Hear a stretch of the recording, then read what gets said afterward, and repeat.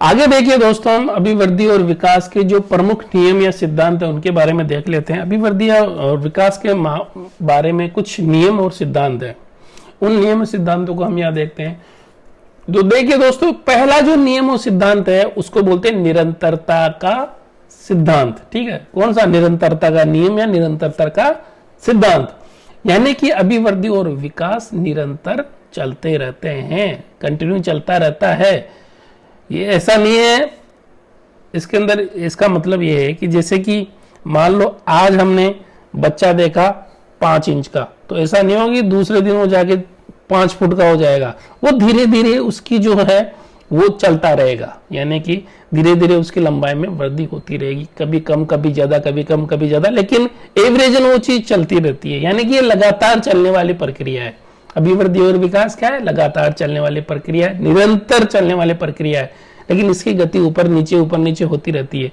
इसकी ऐसा नहीं होता है कि बच्चा एक दिन पहले था 5 इंच का, दूसरे दिन हो गया 5 फुट का, ऐसा नहीं होता। 5 इंच का हुआ, उसके दूसरे दिन थोड़ा बहुत इंच बढ़ा, तीसरे दिन बढ़ा ही नहीं, चौथे दिन बढ़ा, ऐसे करके धीरे धीरे ऊपर नीचे इसकी गति होती रहती है। लेकिन ये प्रक्रिया चलती रहती है निरंतर, अभिवृद्धि और विकास निरंतर चलती रहती है।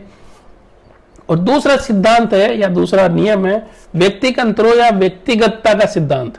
व्यक्तिकंत्रो या व्यक्तिगतता का सिद्धांत, देखिए दोस्तों, हर व्यक्ति का व्यक्तित्व जो है होता है वो अलग अलग होता है। हर व्यक्ति की पर्सनालिटी अलग अलग होती है, हर व्यक्ति अलग पर्सनालिटी का होता है। तो जिस तरह की उसकी पर्सनालिटी होती है उसी पर्सनालिटी के अकॉर्डिंग उसका विकास होता है। ठीक है दोस्तों, जैसी उसकी पर्सनालिटी वैसी उसका विकास। देखिए दोस्तों, कई लोगों को कुछ बहुत सारी बीमारियां भी होती है। अगर और कोई बंदा स्वस्थ है तो जो बीमार व्यक्ति होगा उसका विकास उस तरीके से अलग तरीके से होगा। जो स्वस्थ बंदा है, स्वस्थ व्यक्ति है, स्वस्थ बालक है, उसका विकास अलग तरीके से होगा। इस प्रकार से इसमें व्यक्तिकंत्रो या व्यक्तिगतता का सिद्धांत इसको बोला जाता है। यानी कि व्यक्ति अंतर होते हैं, जितने व्यक्तिगत अंतर होते हैं उनका विकास उन्हीं अपनी पर्सनालिटी व्यक्तिगतता के हिसाब से उनका विकास होता है। तीसरा जो है दोस्तों परिमार्जितता का सिद्धांत, यानी कि परिमार्जितता का परिमार्जित यानी परिमार्जन करना, यानी कि खुद मेहनत करके हासिल करना। जैसे दोस्तों, एक तो होता है हमारे मांसपेशियों का विकास अभिवृद्धि के द्वारा सीधे सीधे होता है। एक होता है दोस्तों हमारी मांसपेशियों का विकास हम जैसे जिम में जाके हमारी मांसपेशियां बढ़ाते हैं जिम में एक्सरसाइज करके, वो हो गया परिमार्जन। परिमार्जित यानी अर्जित करना, हम खुद अर्जित करते हैं, वो हमें जन्मजात नहीं मिले, उनको हमने अर्जित किया है मांसपेशियां मसल्स वगैरह को बढ़ा के एक्सरसाइज वगैरह करके, तो हो गया परिमार्जन। और जापान के अंदर ऐसा होता है दोस्तों कि जैसे छोटे पांव करने होते तो लगातार छोटे जूते वो पहनते हैं लोग, छोटे जूते पहनने से वो पांव छोटा रह जाता है, तो वो क्या है? अर्जित करना हो गया, यानी कि परिमार्जित करना हो गया। तो ये सिद्धांत हो गया परिमार्जितता का सिद्धांत। आगे देखिए दोस्तों, समान प्रतिमानों का सिद्धांत या विकास क्रम की एकरूपता का सिद्धांत।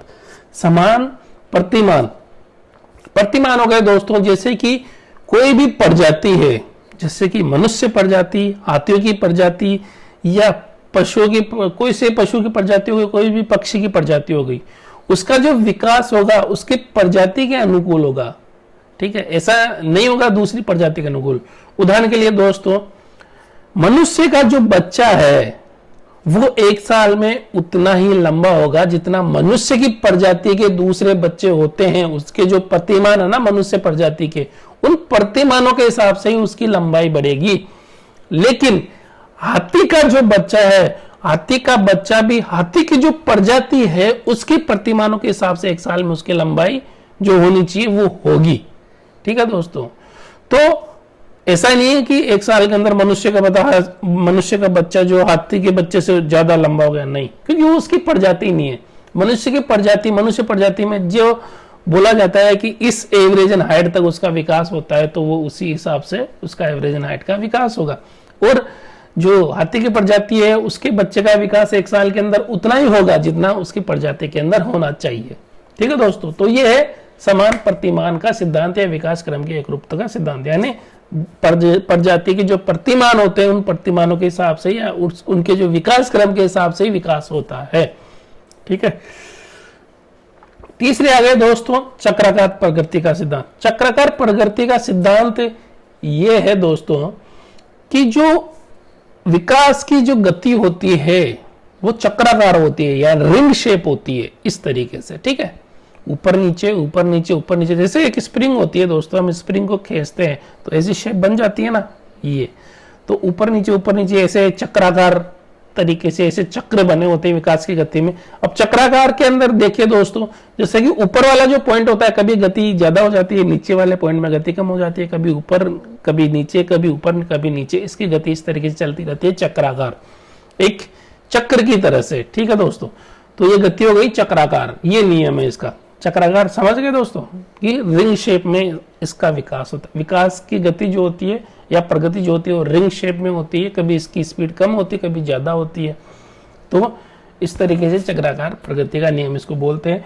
और एक हरलोक महोदया, हरलोक जो थी फीमेल मनोवैज्ञानिक थी, तो उन्होंने एक कथन बोला था विकास के बारे में कि मनुष्य का जो जीवन है वो घंटी की आकृति का होता है। घंटी कैसी होती है दोस्तों, जैसे घंटी हो गई, घंटी की आकृति का उसका जो है जीवन होता है। पहले विकास कम होता है, बाद में विकास ज्यादा होता है। पहले जो परिवर्तन होते हैं ऊपर वाले, जो घंटे के ऊपर वाला जो हिस्सा है, जैसे कि ऊपर जैसे परिवर्तन होते हैं वो होते हैं रचनात्मक परिवर्तन। रचना मतलब रचनाएं बनती है, शरीर के अंग बनते हैं, फिर उनसे सिस्टम्स बनते हैं, मतलब तंत्र बनते हैं, फिर हमारा पूरा शरीर का निर्माण होता है। तो पहला जो हो गया स्टार्टिंग के अंदर वो रचनात्मक परिवर्तन हो गया, आखिरी के अंदर जो होता है वो विनाशात्मक परिवर्तन होते हैं। यानी विकास मनुष्य को कहां लेके जाता है, मृत्यु की तरफ। क्या क्वेश्चन आया हुआ है दोस्तों, विकास किस तरफ लेके जाता है, वो लेके जाता है मृत्यु की तरफ, यानी जन्म से लेके मृत्यु की तरफ लेके जाता है विकास, ठीक है। तो पहले तो होंगे रचनात्मक परिवर्तन, फिर होंगे विनाशात्मक परिवर्तन, ठीक है दोस्तों। तो हरलोक महोदय ने बोला था मनुष्य का जीवन घंटी की आकृति का होता है, आप इसको ध्यान रखना आपको, ठीक है। छठा जो अपना सिद्धांत या नियम है दोस्तों वो समन्वय का सिद्धांत। समन्वय का सिद्धांत क्या होता है दोस्तों कि विकास के अंदर हमारा जो शारीरिक पक्ष और मानसिक पक्ष दोनों क्रिया करते हैं और दोनों के अंदर अंतर क्रिया होती है। हम सोचते हैं और हमारे शरीर में भी वृद्धि होती है, तो सोचना और शरीर में वृद्धि होना दोनों के बीच में अंतर क्रिया चलती रहती है। कि जैसे दोस्तों मैंने सोचा कि हाँ कि मेरे को जिम में जाके डंबल्स बनाने, मेरे को बाइसेप्स बनाने हैं, ठीक है, जिम में जाके, तो मैंने सोचा, वो मेरी शारीरिक क्रिया, और मैंने जाके डंबल्स किए, उठाए किए, वो हो गई मेरी शारीरिक क्रिया, और मैंने सोचा हो गई मानसिक क्रिया। तो दोनों के बीच में इंटरेक्शन चलता रहता है और उस इंटरेक्शन चलने को ही बोला जाता है समन्वय का सिद्धांत। यानी शारीरिक और मानसिक अंतःक्रिया हमारे शरीर में चलती रहती है, वो गया समन्वय का सिद्धांत। सातवां सिद्धांत दोस्तों सामान्य से विशिष्ट की ओर विकास का सिद्धांत। सामान्य से विशिष्ट की ओर विकास का सिद्धांत का मतलब है दोस्तों सबसे पहले सामान्य अंग विकसित होंगे या सबसे पहले सामान्य गुण विकसित होंगे, उसके बाद में विशेष जो अंग या विशेष गुण है वो उनका विकास होगा। सबसे पहले सामान्य चीजें सीखी जाती है, उसके बाद में हार्ड चीजें सीखी जाती है। जैसे कि दोस्तों सबसे पहले डांस जो बंदा सीखता है वो पहले जैसे फुट स्टेप वगैरह सीखता है, उसके बाद में वो अलग अलग स्टेप सीखता है। जैसे कि पहले हमारी हाथ की कार्य क्षमता का विकास होता है, हाथ की मांसपेशियों का विकास हो जाता है, या फिर पहले जैसे कि हमारी यहाँ की मांसपेशियों का विकास हुआ, फिर हमारी उंगलियां विकसित हुई। यानी सरल चीजों से विशिष्ट चीजें विकसित हुई।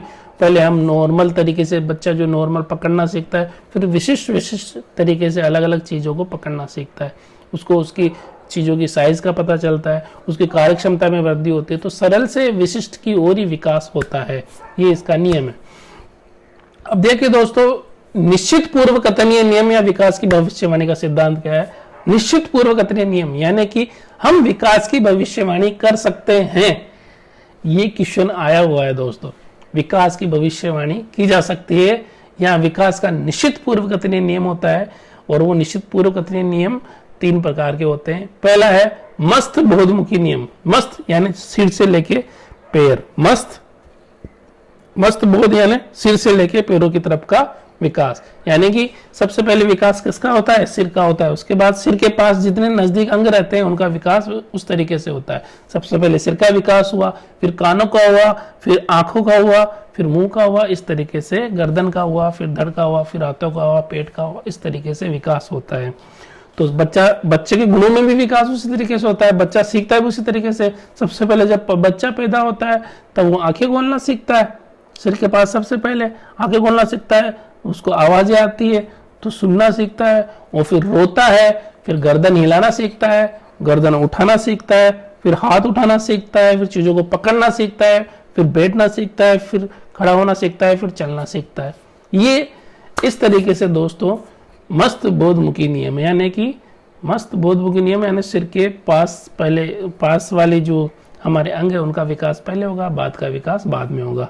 और केंद्र से सिरों की ओर का नियम, दूसरा नियम है केंद्र से सिरों की ओर का नियम। इस नियम के हिसाब से देखिए दोस्तों, सबसे पहले केंद्र का विकास होता है, उसके बाद में केंद्र का विकास हुआ, केंद्र के विकास होने के बाद में सिरों का विकास हुआ। ठीक है दोस्तों, जैसे हमारी हड्डी होती है, हड्डी के अंदर मेरुरज्जु पर आ रहा था, मेरुरज्जु बढ़ता है, उसकी तरफ लेयर्स बनती है हड्डियों की, और अस्थियों की जो ऑप्टिक सेल्स जो सेल्स होती है उसकी, अस्थियों की, हड्डियों की, उन सेल्स का विकास होता है और चारों तरफ लेयर बनती है। पहले सेंटर पॉइंट का निर्माण होता है, उसके बाद में लेयर्स का निर्माण होता है, लेयर टू लेयर हमारा शरीर बनता है।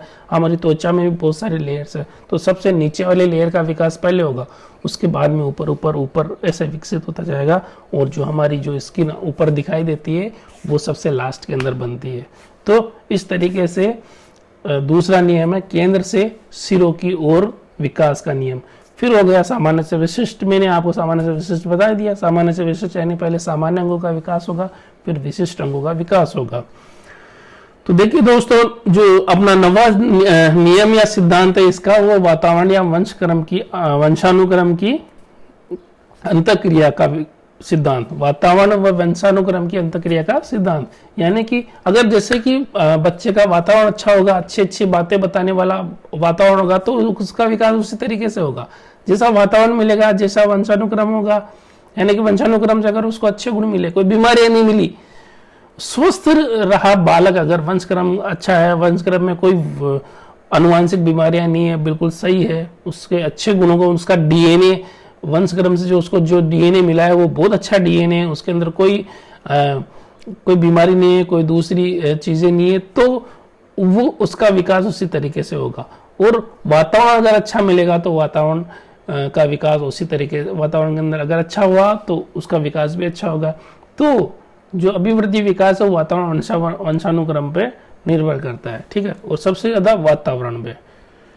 और 10वां नियम दोस्तों, वृद्धि और विकास की गति की दर में भिन्नता का सिद्धांत है। मैं आपको बता दिया, गति की दर में भिन्नता होती है, चक्राकार होता है विकास, और चक्राकार में उसकी गति ऊपर नीचे होती रहती है। जो 11वां है नियम दोस्तों, विकास की संचिता और पुनरावृत्ति का सिद्धांत। विकास की संचिता पुनरावृत्ति का सिद्धांत का मतलब ये है कि जो विकास होता है उसके अंदर केवल एक अनुभव नहीं होता है, अनुभव का जो कुल योग होता है वो कुल योग वो संचित होते हैं उसके अंदर, और उसके आधार पर विकास होता है। हमें अनुभव होते हैं, उन अनुभवों को जोड़ के, उन अनुभवों का यूज करके ही आगे विकास होता है हमारा।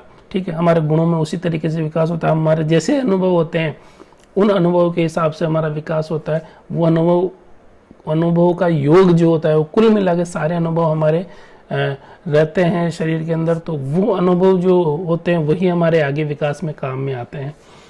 तो आगे देखिए दोस्तों, एकीकरण का सिद्धांत। एकीकरण का सिद्धांत वही है दोस्तों, सबसे पहले संपूर्ण अंग का विकास होगा, फिर उसके विशिष्ट भाग को प्रयोग करना सीखता है। पहले हमारे हाथ का विकास हुआ, पहले जैसे कि, फिर उसको उंगलियों का विकास हुआ, फिर उसकी उंगलियों को यूज करना सीखा बच्चे ने। तो इस प्रकार से पहले होता है संपूर्ण अंग का विकास, उसके बाद में विशिष्ट भाग को प्रयोग करना सीखता है बच्चा।